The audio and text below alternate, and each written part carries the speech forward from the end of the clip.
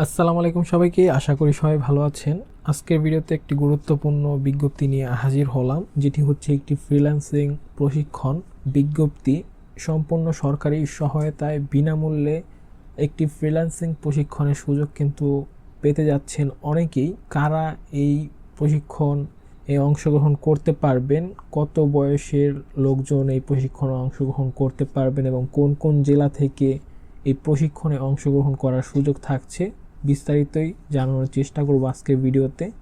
এটি মূলত যুব উন্নয়ন অধিদপ্তর কর্তৃক পরিচালিত দেশের 48 জেলার শিক্ষিত কর্মপ্রত্যাশী যুবকদের ফ্রিল্যান্সিং প্রশিক্ষণে ভর্তি বিজ্ঞপ্তি প্রকাশ।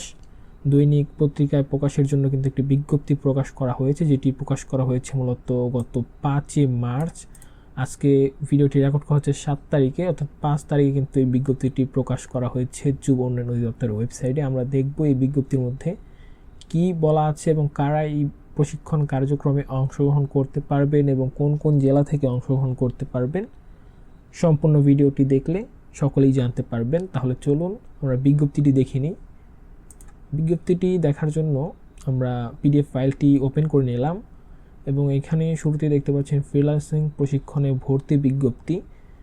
যুব ও ক্রীড়া মন্ত্রণালয়াধীন যুব উন্নয়ন অধিদপ্তর কর্তৃক দেশের 48 জেলার শিক্ষিত কর্মপ্রত্যাশী যুবকদের ফ্রিল্যান্সিং প্রশিক্ষণের মাধ্যমে কর্মসংস্থান সৃষ্টি শীর্ষক প্রকল্পের আওতায় নিয়োজিত প্রতিষ্ঠান ই লার্নিং অ্যান্ড আর্নিং এর মাধ্যমে পরিচালিত আগামী 1 এপ্রিল 2025 হতে 30 জানুয়ারি 2025 পর্যন্ত দ্বিতীয় ব্যাচে 3 মাস মেয়াদি 600 ঘণ্টাব্যাপী ফ্রিল্যান্সিং প্রশিক্ষণের জন্য নির্ধারিত 48 জেলার 18 থেকে 35 বছর বয়সী কমপক্ষে এইচএসসি বা সমান পরীক্ষায় উত্তীর্ণ শিক্ষার্থীদের কর্মপ্রত্যাশী যুবক ও যুব নারীদের নিকট থেকে অনলাইনে দরখাস্ত আহ্বান করা যাচ্ছে।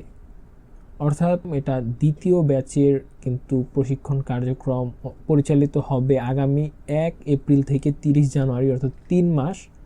প্রশিক্ষণ কার্যক্রমটি চলবে সর্বমোট 3 মাস এবং 600 ঘণ্টাব্যাপী 3 মাস প্রশিক্ষণ কার্যক্রমটি চলবে।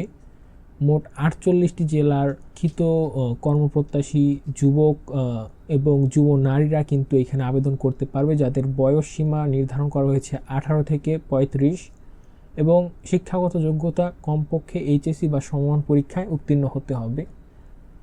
আপনাদের জ্ঞাতার্থে বলে রাখি, এটা কিন্তু দ্বিতীয় ব্যাচের কার্যক্রম শুরু হবে আগামী 1 এপ্রিল থেকে।